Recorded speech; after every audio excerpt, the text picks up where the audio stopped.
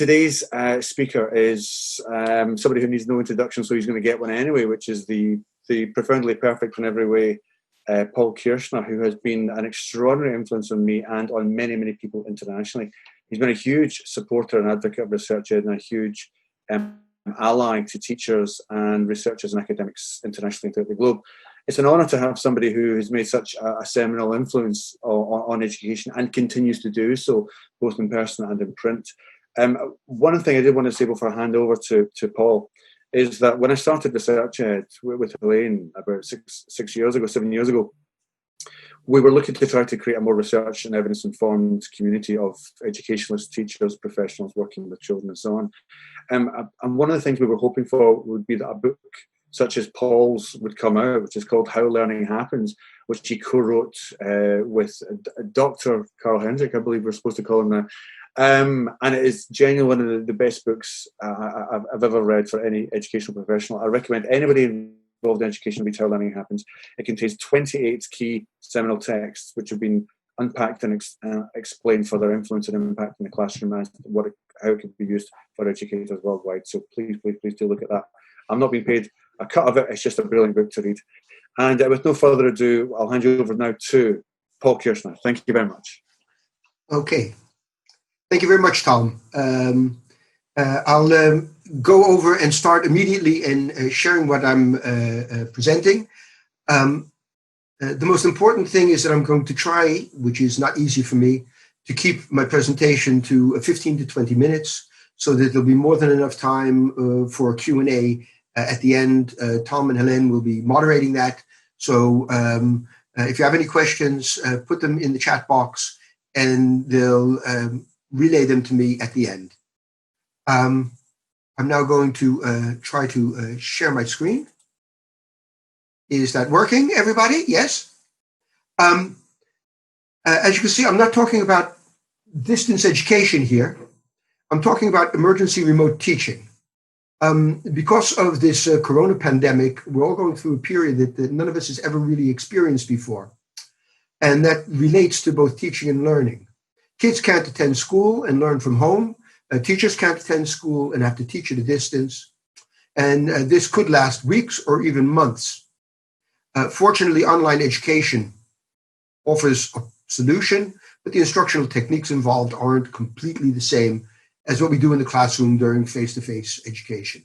What I'm going to be presenting today is based upon a book that I wrote with Tim Surma, Christel van Hooijwegen, Dominique Sluismans, Gino Camp, Daniel Muis, and John Catt will be publishing this in the fall. It's called Lessons for Learning, 12 Building Blocks for Effective Teaching. First, let me do a little bit of expectation management. Don't expect a model for teaching online.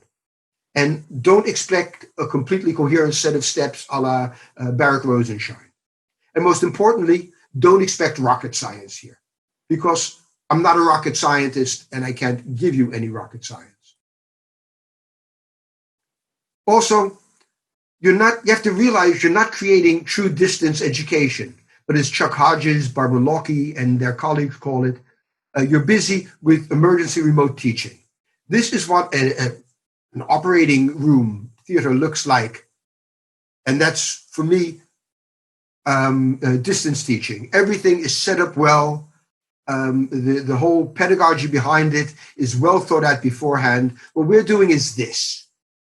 We're in a war zone at the moment. And what we're doing is doing our best, not to save lives, but to save learning and save children. I'll now start with my tips. And while I was doing this, I realized I didn't have 10, but I had 11 tips. But I'll call this tip 0.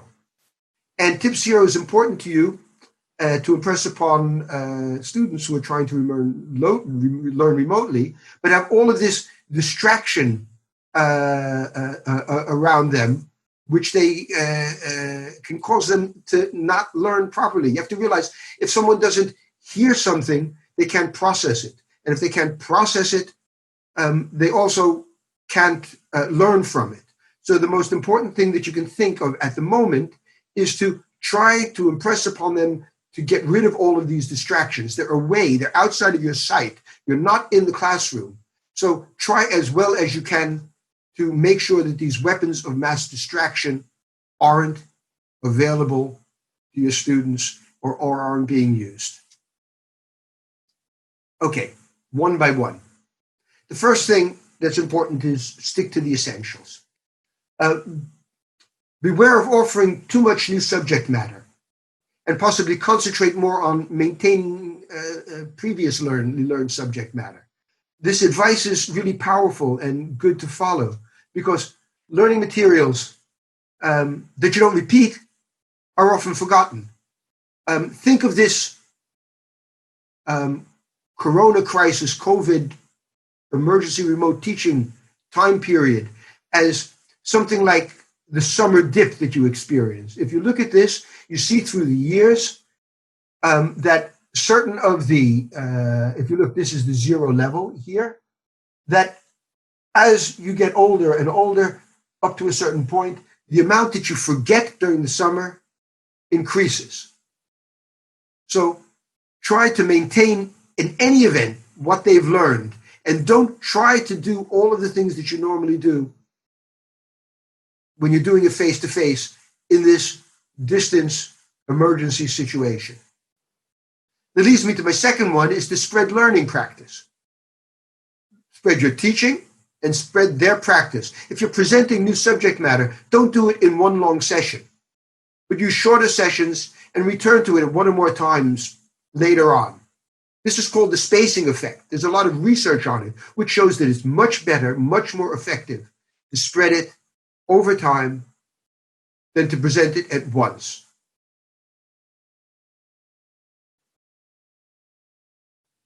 The next thing maybe seems evident, but often isn't. Obviously, the goals and expectations that you have and that you've set are for you as a teacher very clear. But pupils don't always find clear what exactly is expected of them and to what level they should master the material. So it's important for them that they know where they're going. You know it, but they don't. You also know what to expect, but they don't. So tell them, make it explicit. Don't have them, it's hard enough. Don't have them discover what you implicitly feel that they should learn. With respect to that, it's important that you frame new material in a bigger picture. You have to clearly indicate what your students should learn and should place this in a larger picture so that they have some context in which to learn it. Provide them with what Auschwitz once called ideational scaffolding or anchor points that help them structure the new materials and helps them direct their learning processes. You can see it as a number of small steps. Begin simple and work towards complex. Begin general and work towards the specific. Present what Charlie Reigel calls an epitome first. That's an exemplary example, so that it's contextualized, that students understand where it is, and then unpeel it in layers. Start with broad, inclusive concepts and procedures and principles, and then slowly but surely narrow them down with more detailed, more specific information. See it as a kind of an onion with layers that you go down and down and down further into. Charlie, I have the pleasure of knowing him, put it this way. He called it the simplifying conditions method, in which you begin with the simplest example of a complete task.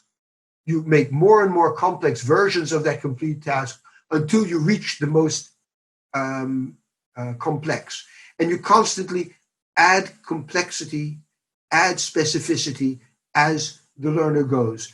Don't begin too specific. They'll lose view of what the whole picture is. Charlie had a good idea. He once said, see it as zooming in. If you look at a painting, a Guernica or the Night Watch, see it as looking at the whole picture, and instead of cutting away to a detail, zooming into the detail, zooming out and zooming into something else, so that you constantly have the whole picture in your mind. The most important factor in learning, we're at number 5, so hopefully I'm somewhere near 10 minutes. The The most important factor in learning new things is what you already know.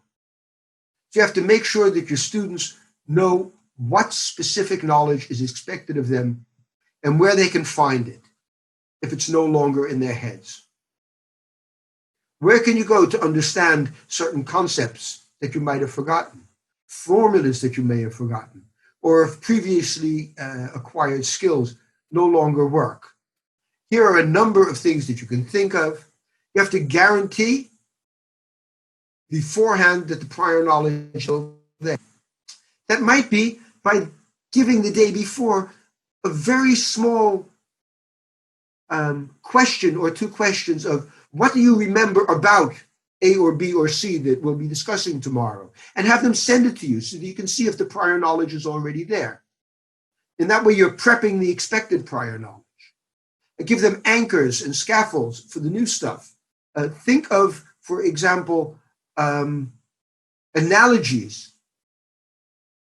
in which the new stuff can be placed in a framework of what they already know. Contextualize it. We're now already at number 6.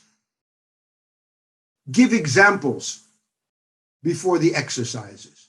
One type of example is what's called a modeling example.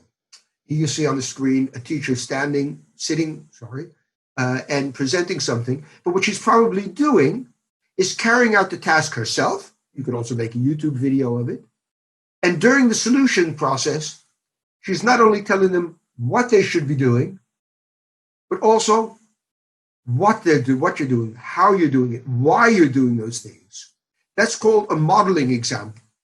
It's important to stand there and say, okay, we're doing this and this for this reason. Look at the way I'm doing it.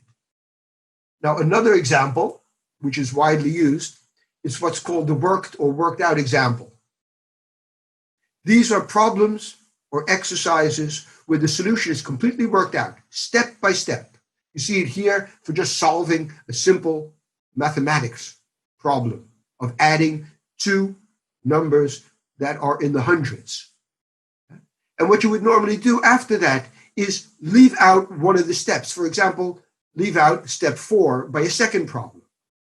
And by a third problem, leave out steps 3 and 4, until actually what the learner is doing is carrying out, solving the problem completely on his or her own.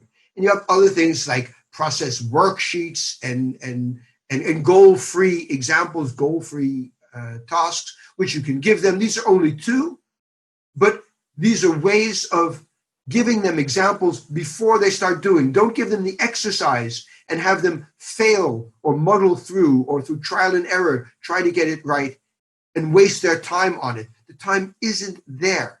Help them, give them good examples and work them through it.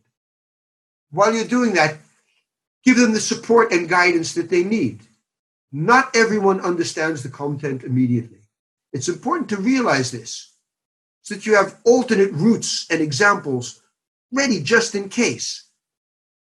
Do your best to match the knowledge that the learners have with their actual skills and what they need to learn. Use scaffolding to support the students and to decrease this as they better understand the material. This can be difficult given the present situation, but it's actually also more important. You can no longer see those looks in their eyes that show you they're not understanding things. So maintain direction. Don't let them wander off into other things. Get rid of seductive details. You learned about that a bit from Adam Boxer. Reduce the amount of room you give them and gradually expand it when they're capable of doing it. Most important is prepare for contingencies. Think beforehand what can go wrong, and possibly have some extra slides or examples or simulations or whatever ready for if it's necessary. If we've done that, support and stimulate their active processing. Studying the subject matter isn't enough. Give your students assignments that activate the processing of that material. Have kids elaborate or expand on things. Formulate questions to get them thinking. Think of questions about what and where and who and when and why. We call them epistemic questions. Here also, ensure the students can improve and make their answers better. And what's really important here is to require explicit productions. So, as I said beforehand, give them a question for the prior knowledge beforehand, but the end and during, require them to do things and think of things while they're learning it. Make use of online quizzes, Twitter quizzes, or whatever. You have to remember, if they don't process the information, they won't learn. If they only process it in a shallow way, the learning will be shallow. If they process it deeply, they'll learn deeply. And if they process it in different ways a number of times, they'll learn it better and retain it longer. Related to this is, let students constantly check their mastery. Make use of things. Have your students, after practicing, complete practice tests to check if they've mastered the learning materials. We know from research that this retrieval practice leads to better learning and retention, a lot better, for example, than rereading the material. But it also gives student insights into whether they've really understood the material. This latter is important because as a teacher, you're not present with the students to have them check for their understanding. And so you can do a quiz at the beginning of the class, or at the beginning of a series of classes. For example, you make use of an online quiz program or a test that you make yourself. Make use of exit tickets. Make use of flashcards. There are also electronic versions of it. Teach learners and have learners use Cornell Notes, which you see here on the screen, this thing, yeah, in which they have to take their notes, but also have a recall column in which they give the key words, in which at a certain point of time you can put your hand across the right-hand part and only see what the key words are and try to remember what is in the text, or cover the key words, read the text, and have them again try to think of what was now that important keyword in it. Use free recall, use tools like Padlet, all of those types of things. You see here also from Kate Jones, I should go back, this retrieval practice placemat, which she made available to everyone to help with this. And finally, if you do all of this, provide adequate feedback. It's important that students receive feedback on their answers. This can be corrective. That's what's wrong. This is here. They did something. What was wrong? It can be directive in terms of you did something, but you look at how they carried it out and give new instruction as to how it can better be carried out to get the right answer. Or you can make use of epistemic feedback in which you ask them things. How did you get here?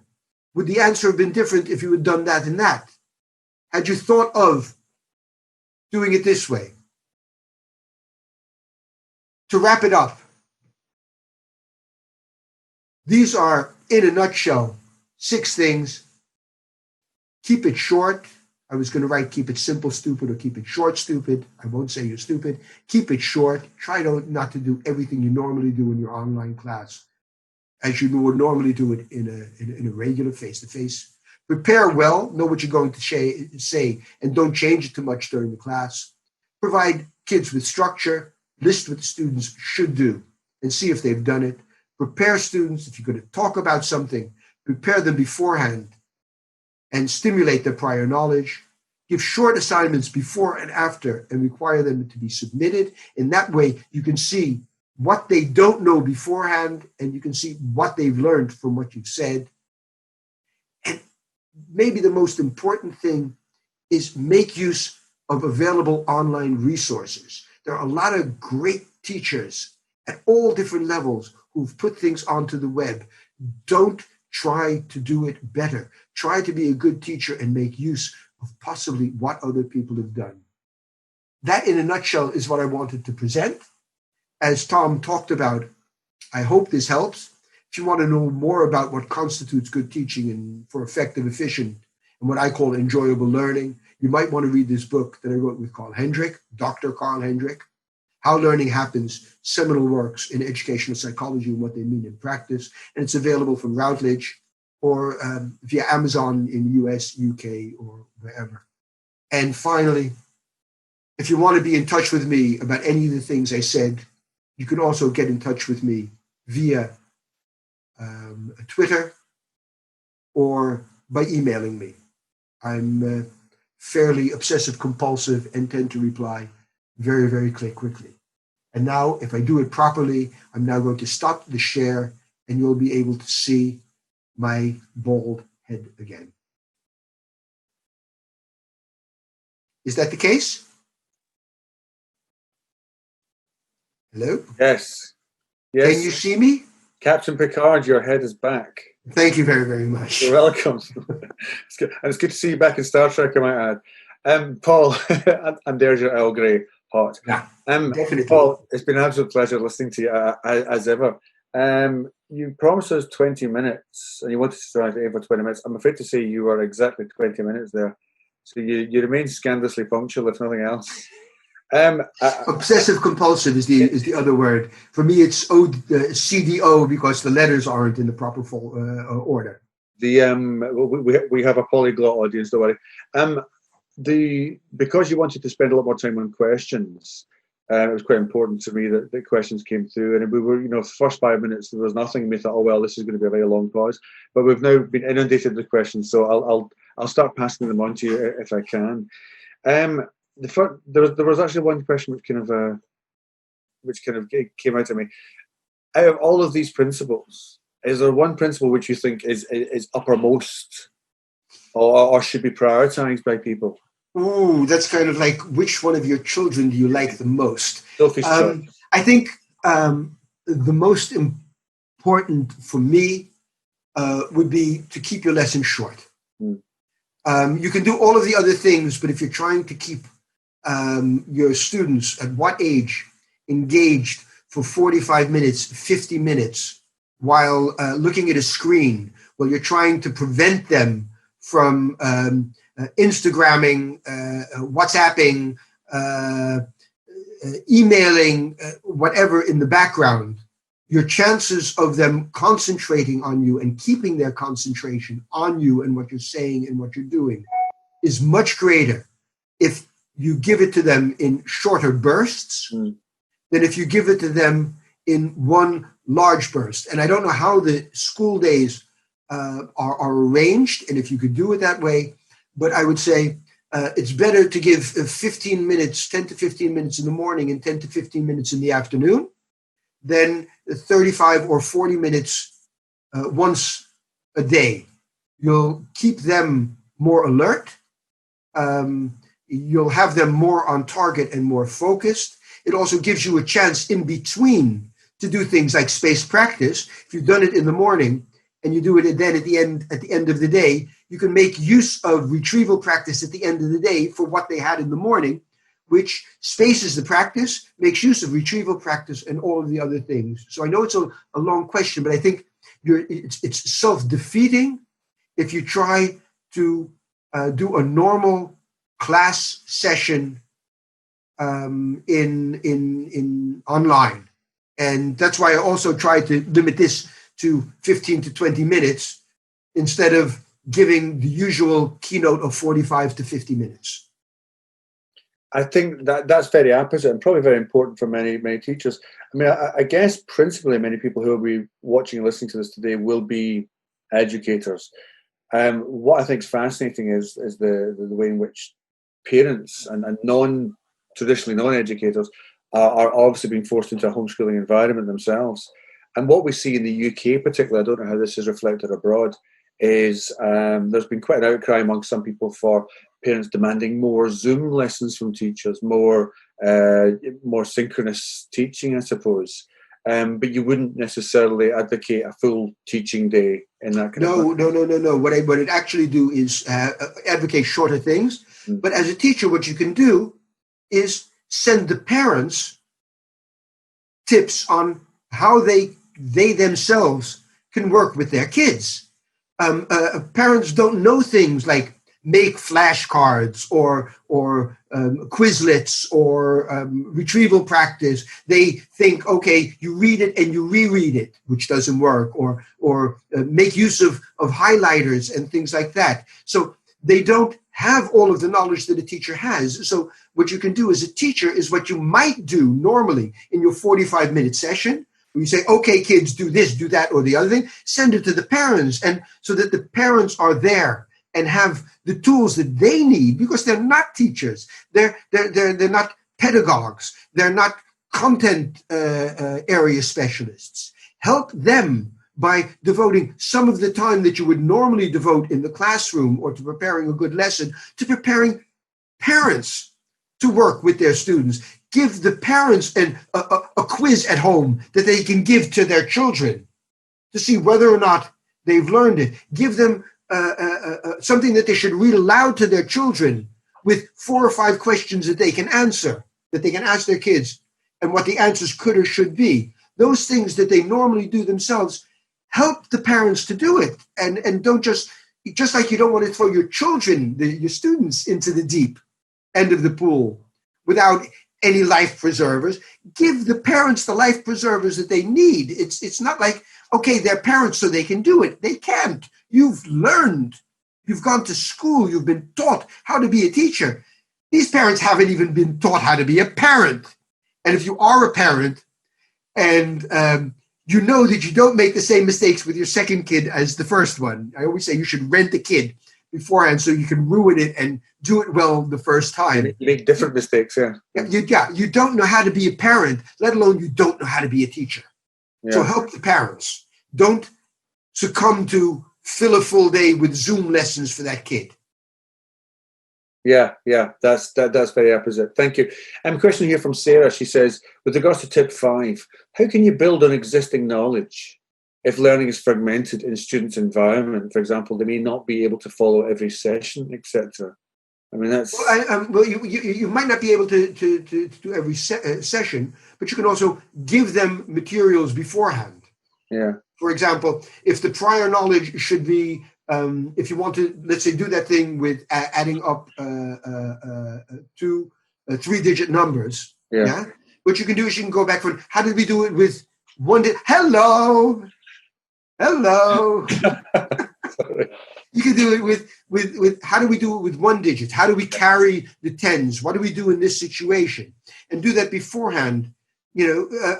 That it's fragmented doesn't make it harder. It might actually make it easier because you can do it at a more detailed level. You can pick up the prior knowledge. If you're going to be discussing something for an hour, you'll probably need more prior knowledge by the student than if you're only doing a lesson for 10 or 15 minutes. So you can concentrate on that beforehand. If you ask the students beforehand to also deliver to you what they remember.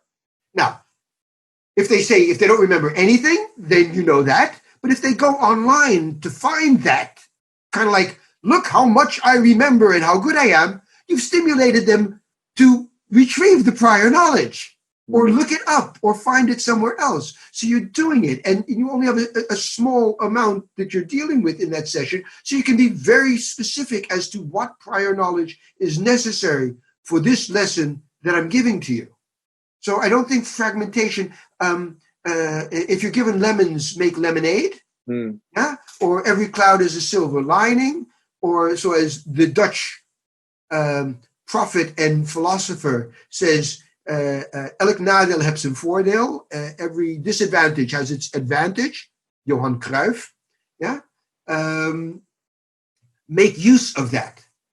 Very, very, very pragmatic and optimistic at the same time. This is from Josh. How would we approach assessment during lessons or lectures in order to gauge understanding? I think we have a lot of really good tools at this moment, not the least of which is Twitter. I mean, if you know what you're going to be presenting beforehand and you have it ready, it's very easy to give a Twitter poll and have students give an A, a B, a C, or a D. And that doesn't have to be just a knowledge question. That can be a thinking question.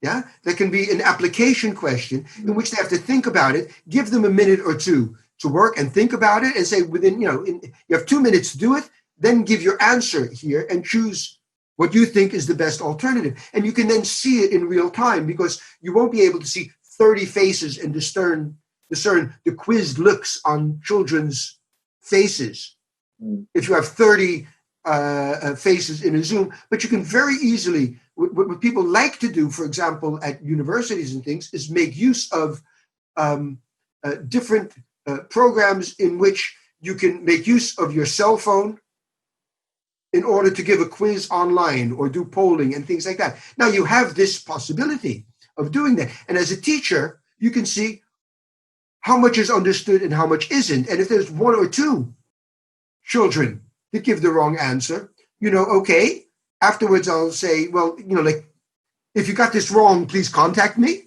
about it. We can talk about it. But if it's 20 of the 30 children, that means you have to go into it more deeply or give another example or something like that. So it's something that you often can't get in real time. But if you make use of things like the type of whiteboard that Adam made use of, yeah, and you ask children during the lesson from, okay, what is this, and they put it up and they show it to you, yeah, then you can see at a glance how many of the children actually understood it and how many didn't, and where the problems lie. Now you can do the same thing with the electronic things that we have. Make use of it. If you don't know what you should do, contact other people. Go on Twitter and ask colleagues, how do you do it? How do you check during the lesson? What tools do you use? What are the easiest? What are free? What are, those types of things. But they're there and they're easy to use. Thank you. There's a question here about the emotional impact of the current situation. From Anna Shaw, with studies showing that we can't retain some of what we're learning in a time of stress, yes, how can we try to help with that aspect of this emergency remote learning? That's hard for me to answer because I'm not a social psychologist. I'm a cognitive psychologist. But I think the most important thing is to have the children understand that they're in a different situation, that it's not the same as what it was, that the way of examining things, testing, is going to be different, that you'll give them the benefit of the doubt if you see that they're attending and working on it, that that it's probably not going to be the same and they're not going to be learning in the same way. Reassure them so that they don't have, on top of all of the stress of COVID-19 or Corona or whatever you call it, and the lockdown situations and stressed out parents and things like that, reassure them that the situation is different and that you understand it as a teacher and you're going to help them through it. Other than that, I can't say anything, because I think you'd need to talk to a different type of psychologist, and I don't suffer from the expertise generalization syndrome in this. That's not my area of expertise. So maybe it would be nice to have a research at home with a social psychologist or a child psychologist to deal with how do you deal with children's stress in learning. That might be a nice thing to try to do for the teachers and the parents, because they're dealing with that. Yeah. We'll get the research.cl elves onto it immediately. Okay. This one's from, thank you, Paul. This one's from Tom, forgive me if I'm saying this wrong, Tom Kuij. Would you recommend pre-teaching, brackets, flipping the classroom, where students prepare a subject before the lesson, perhaps by doing reading and or watching instructional videos? Yeah, that's a possibility. But flipping the classroom or pre-teaching or whatever you want to call it is a lot harder than people think that it actually is. One of the prerequisites of flipping the classroom is that you have to be 100% sure that what you're giving the learners to do beforehand can and will be done and can be understood. Otherwise, you're giving something beforehand and then you're spending the whole time when you're online with them explaining what they should have learned from what you gave them. So what you often see with pre-teaching or flipping the classroom is that people give their students things that are at a too high level of abstraction or too difficult to be understood. So the children do their best to do it beforehand. They don't understand it. That in itself is a problem because they become demotivated. Yeah. And then they come into the lesson and you spend the time that you actually wanted to apply that and go more deeply into it and things like that. You spend the time actually teaching them what you had hoped that your pre-teaching or your flipping actually did. So if you can be in your mind 100% sure that it's understandable, that it's short, that they can actually learn from it, then it's a good idea. What I often say is give a short task beforehand, which will prepare them for what they're going to learn, and more important, to have them retrieve the prior knowledge of what they already know, as opposed to giving them the extra information beforehand and hoping that they learn it without you. Yeah.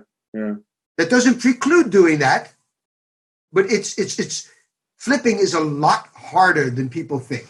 Yeah, indeed. Someone should write a book on it. This is from Helen Blanchard. I've been told to say the whole name. Helen Blanchard. It says, hello, Helen Blanchard. There we go. I'm probably saying it wrong. Yeah. How would you suggest teachers best implement these tips for students who cannot access provision online, where the disconnect between teacher and student is much greater? Ooh, yeah. As I said, the title of this is Remote Emergency Teaching. If they can't, then a lot of the things that I said you can't do. Yeah. I mean, it's just that simple, and you can't expect the parent to do that. Then I would say the most important thing here, and I've tweeted about it once or twice in the past week or two, and that's possibly the most important thing, is having a good textbook that you can make use of. Yeah, that you can actually, if it's a good textbook, it's giving good instruction, and you can do that. But the only way you can do it is nothing short of having the parents come to a window every day to pick up lesson materials. And they did that in the Netherlands at the beginning. Yeah, and they're still doing it. If you look at Eva Nijkens, who has a really good school, Alan Turing School, it's maybe the Dutch, I won't call it an equivalent of Michaela, but it's something on the way towards that. What they had is they set lesson packages for each kid every day, the teachers, and had the parents come and pick it up. And it was with lesson notes and teaching instructions and what the children should read and those types of things. That's the only thing you can do. If you can't reach them electronically, you either lose them or you make use of that type of tool. But then they're not there. If they don't even have a computer, let alone internet, then you can't give them a good video that you found somewhere else that you can say, well, I'm not going to give that instructional video myself. I'm going to make use of someone else's really good video. They don't have that. Yeah, I mean, I have no idea. Give them a videotape and hope that they put it in their VHS Indeed. video player. I have no idea. I can't help in that. If you can't reach the kids, you can't make use of almost all of the tips that I've given, because it's about tips about teaching in this emergency situation.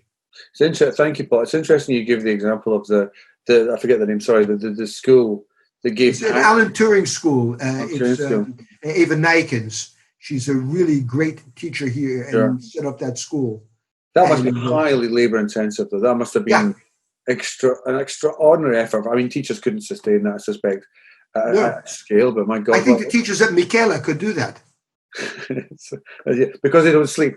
Right. So here's a question from Ramesh. How much time? Ramesh who? Just Ramesh. Oh, okay. He's a mononym. Okay. He's like Madonna. Yeah, it's like Kinshuk. Well, of course. Yeah. Or Kirschner.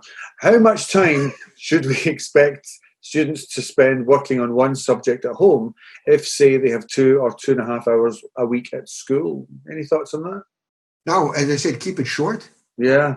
Maintain. I mean, I've seen all of these rules of thumbs, like in first grade, they should have 5 minutes of homework, and in second grade, they should have this and this.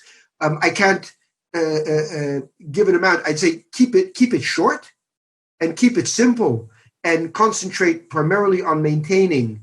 And while you're maintaining, add some new things that it's contextualized in what they all know, and realize and accept the fact that you're not going to be able to do the exact same thing in this remote emergency teaching situation as you normally do in a classroom situation. Yeah. And any rule of thumb that I would give would be, as we say in Dutch, sucking it out of my thumb. I have two. We say I have two information sources: my right thumb and my left thumb. I can't give it.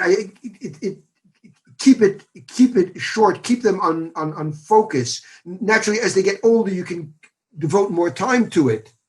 But really, don't fall in the trap of thinking you can give a 45-minute lecture, an interactive lecture online, and that you won't lose 80% of your students. Yeah. Okay, thank you. Here's perhaps a slightly odd one from Jeff Vaughan. He's asked, "Thank you, Paul. What advice would you have for HE undergrads at this time?" HD, human development? No. What? High definition. No, HE. I presume that means higher education, undergraduates at this time. I think teachers of higher education undergrads should do the exact same thing. Yeah? Yeah. Their teachers, their instructors, their professors should do the exact same thing. The problem is, while I assume that quite a number of teachers at the elementary and secondary school level have a notion, a vague notion, maybe even a good notion of a lot of the things that I discussed, and say, well, I do this already, or as I said, it's not rocket science type of thing. I think that quite a lot of higher education instructors might not, because the emphasis to become an instructor at a university, you often don't need the educational background. It's considered more than enough that you have the domain-specific knowledge that you should have to do that. So a number of these things might be, like blasts out of the blue for university teachers. They're used to giving these long lectures and things like that to hundreds of students at a time. It's important for them to realize that all of the things that I said here aren't only for elementary or for secondary. They're as important for higher education, and they're as important for students in higher education who are in training to become teachers, because they can make use of all of these tips when they're back in the new normal, whatever that may be. Sure. In the future. Think about okay. So from Christian Turton, I should point out at this point we've got dozens and dozens of questions, far too many we could possibly answer. But perhaps in the last 10 minutes we'll go to a quick fire round, but we'll see how we do for time. Yeah, quick fire is hard for me, but that's what I'm. Not for the questions, more for the answers. Yeah, give me just yes and no, Paul. That's all. Okay. From Christian Turton, I'm so glad you mentioned the feedback, as I think this is something that's been missed in many cases. Do you have any recommendations for structuring feedback to be very clear in this context, in this emergency context? Yes. What I'd say is, as I said, there are 3 different types of feedback: corrective, directive, and epistemic. I think in this type of situation, directive is the most important. What was the answer? Was the answer correct? How should the student have worked on the problem to come to the correct answer? What did he or she do wrong? concentrate on the essentials, as I said. If you have more time, that idea of epistemic, that's for me the most beautiful type of feedback that you can give, because it gets people thinking. But in this time, with 30 online students or 25, stay as close as you can to corrective, directive feedback, not corrective, directive. That's the second. What was right, what was wrong, and how should you have gotten there? It's kind of like a reteaching. And stay at the basics, the core aspects of it. Don't go into details. It's most important that they understand what the major things are, and all of the other things. If it's a piece of writing, punctuation is important, but every detail isn't necessary at the moment. Stick to the major points. What did you want them to know, understand, and do? What did they do right? That's very important. What did they do wrong? And how can they do it better? Thank you. Now from James McIntosh, who sounds like he directs films. What are Paul's thoughts about content knowledge? I think I probably know what you're going to say here, but I'd love to hear you. What are Paul's thoughts about content knowledge as an enabler of effective pedagogical skills? Adam Boxer, for example, is effective because he can reinterpret complex ideas simply because he understands the content so well. You know the answer. The answer is the most...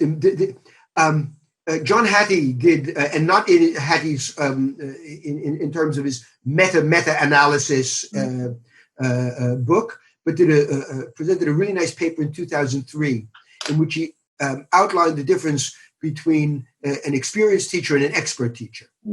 And what he said is an expert teacher has deep conceptual knowledge and skills of three things: of the subject area that he or she is teaching, the pedagogical techniques of good instruction, and the cognitive psychology of how a learner learns.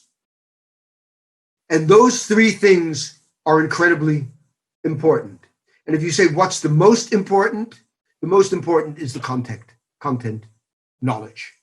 Because without it, you're just it's a knee-jerk reflex. We say in Dutch, an ape carrying out a trick. I don't mean it in a derogatory way, but if you're not capable of listening to understanding as a child gives you an answer where he or she probably doesn't understand something, or where the misconception was, and are not capable, because you don't have the content knowledge, of giving a different example from a different area, simplifying it in a way that the child can do it.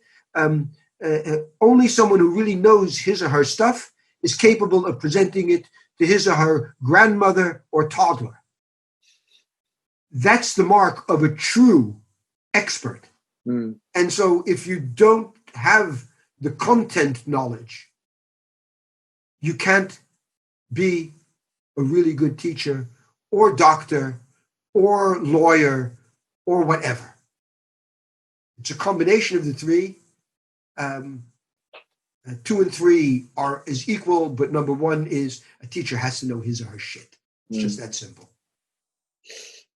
I'll bleep that out for the record. Bleep it out for the minors. As long as it's as bad as you go.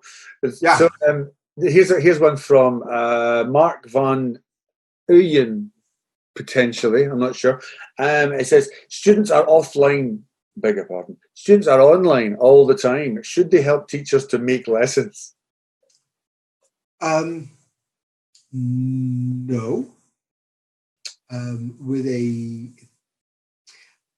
If you have no idea as a teacher how to make a Twitter poll or a doodle poll or whatever to do it, have someone help you.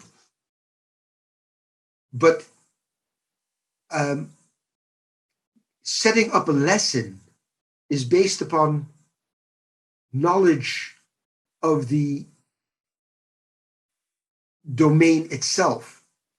And an 8 or a 12 or a 15-year-old won't be very much help in doing that. At this moment, I hope that most teachers are capable of doing a good Google search to find a simulation of how lenses work, or an explanation of something, or can Google themselves, how do I make a Twitter poll, or things like that. For the fine points, you can possibly make use of them, but what I often say is kids nowadays are very fast with their fingers, but don't really understand what's behind it. And there's a lot of research, primarily from the UK, which shows that this is the case.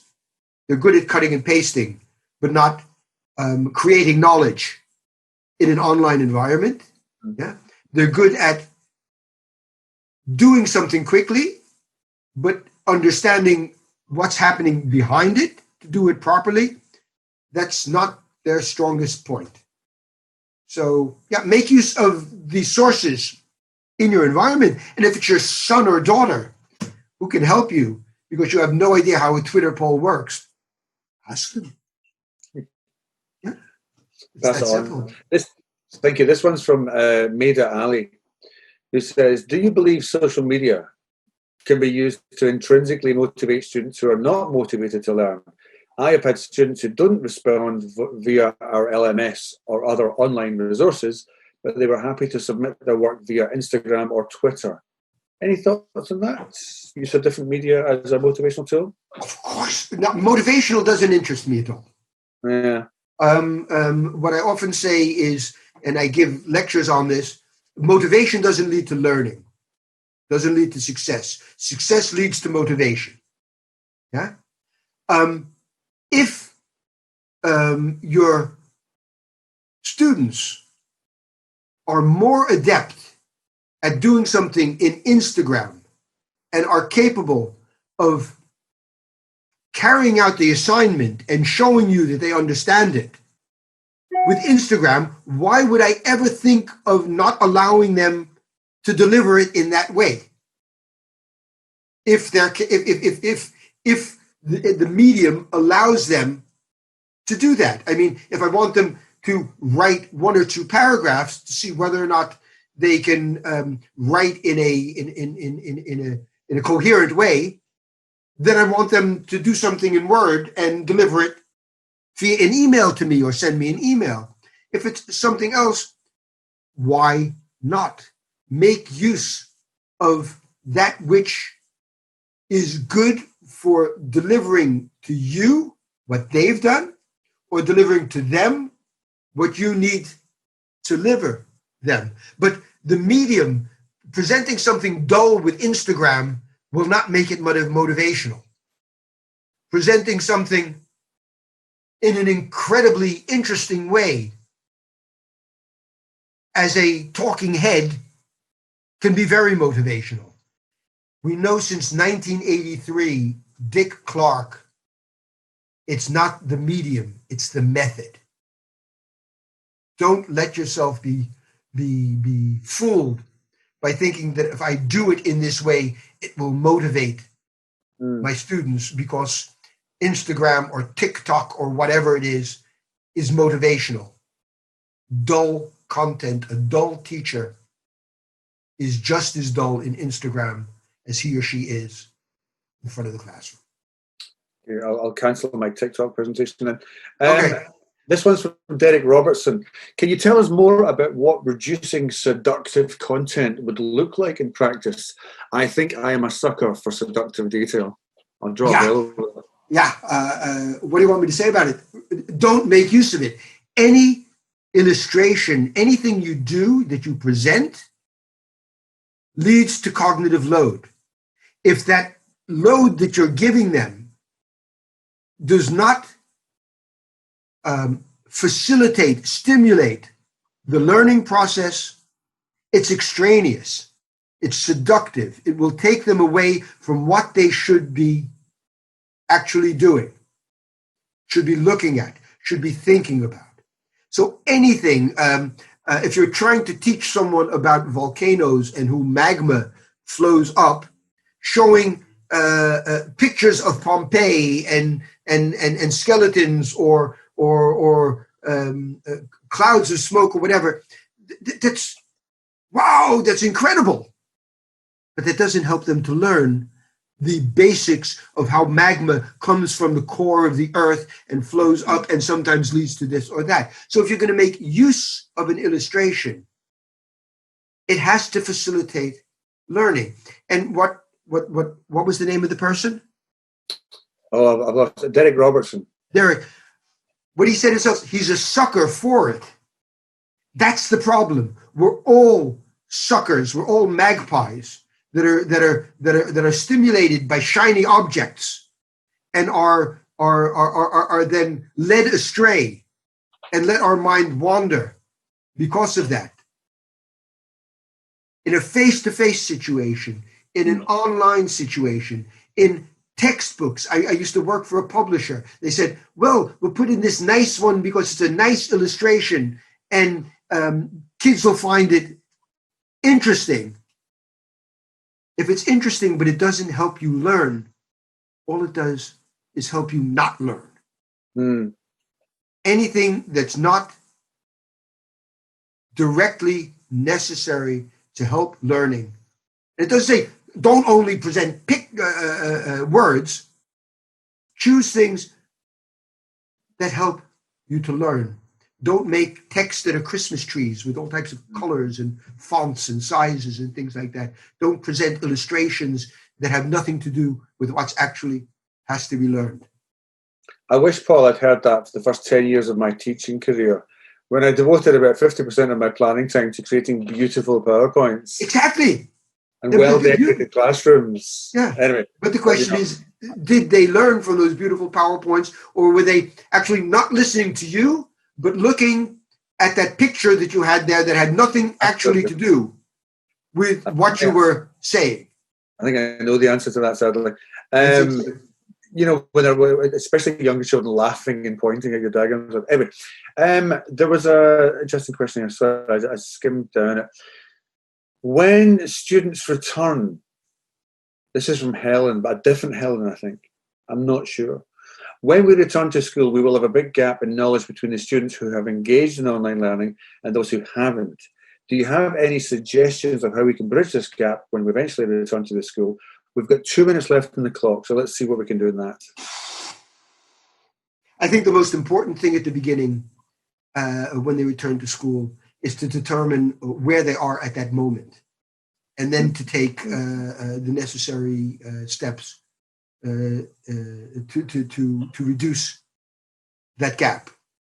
That's the most important thing, because we can't assume that they all know what they should have learned. We can't assume that in September, even if they've had a summer vacation, that they all know what they knew on the last day of school, on the first day. It's more important now than ever to, at the beginning of the school year, to stick that dipstick into the oil pan and see how much is still in it and how much isn't, and to understand the discrepancy between what they could have learned and what they actually did learn, and then take the necessary steps, because there's no one-size-fits-all way to do that. I think Pedro talked this morning actually about what do you do after the lockdown.